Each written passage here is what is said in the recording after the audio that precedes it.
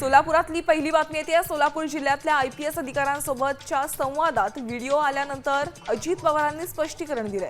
माझा उद्देश कायद्याच्या अंमलबजावणीमध्ये हस्तक्षेप करण्याचा नव्हता, तर त्या ठिकाणी परिस्थिती शांत राहावी, ती अधिक बिघडू नये याची काळजी घेण्याचा होता, असं अजित पवार म्हणाले।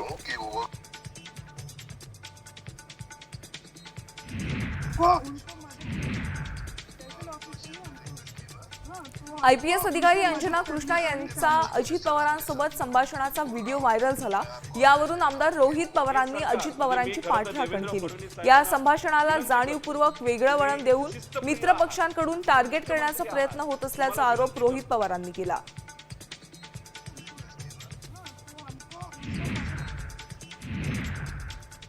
पक्षातील गुन्हेगारांना संरक्षण देण्याचं काम अजित पवार करतात, अशी टीका संजय राऊत यांनी केली। तर महिला अधिकारी धमकी प्रकरणात अजित पवारांनी राजीनामा दिला पाहिजे अशी मागणी देखील राऊतांनी केली।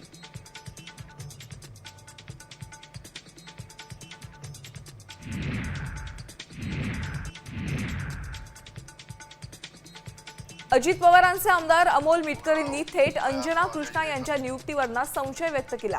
पूजा खेडकर प्रकरणाप्रमाणेच अंजना कृष्णा यांच्या निवड प्रक्रियेत घोळ झाल्याची शंका आहे, त्यामुळे यूपीएससी मार्फत त्यांची चौकशी झाली पाहिजे अशी मागणी मिटकर यांनी केली आहे। जातो तिथं आपण खातोय त्या राज्याचे मुख्यमंत्री आणि उपमुख्यमंत्री मुरुम उत्खनन प्रकरणी कारवाई करणाऱ्या अधिकाऱ्याला अजित पवारांनी तंबी दिली। या प्रकरणी आता 4 जणांवर गुन्हे दाखल झालेत।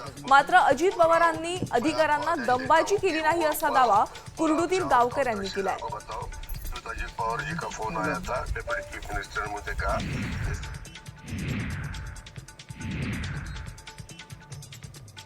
बारामतीमध्ये मराठा आरक्षणाच्या विरोधात ओबीसी नेते लक्ष्मण हाके यांच्या नेतृत्वाखाली ओबीसी आरक्षण बचाव मोर्चा काढण्यात आला। बारामती पोलिसांनी परवानगी नाकारून देखील मोर्चा काढण्यात आलाय। यावेळी ओबीसी नेते लक्ष्मण हाकेंनी पवारांवर ओबीसीवर अन्याय केल्याचा आरोप केला।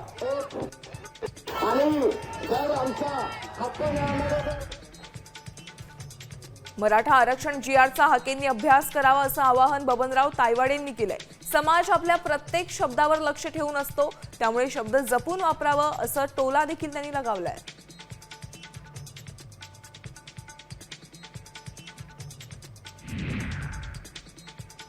हिंगोलीत ओबीसी आंदोलकांनी औढा जिंतूर राज्यमार्ग रोखला। कुणबी राखल्याच्या आधारे ओबीसीमध्ये लाखो मराठा घुसखोरी करण्याची शक्यता असल्यानं सरकारनं जीआर तातडीनं रद्द करावा अशी मागणी यावेळी आंदोलकांनी केली।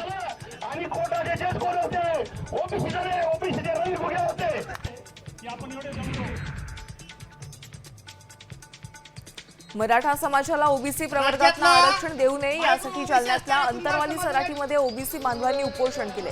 ओबीसींच्या भावनांची कदर सरकारला नाही अशी प्रतिक्रिया आंदोलकांनी केली।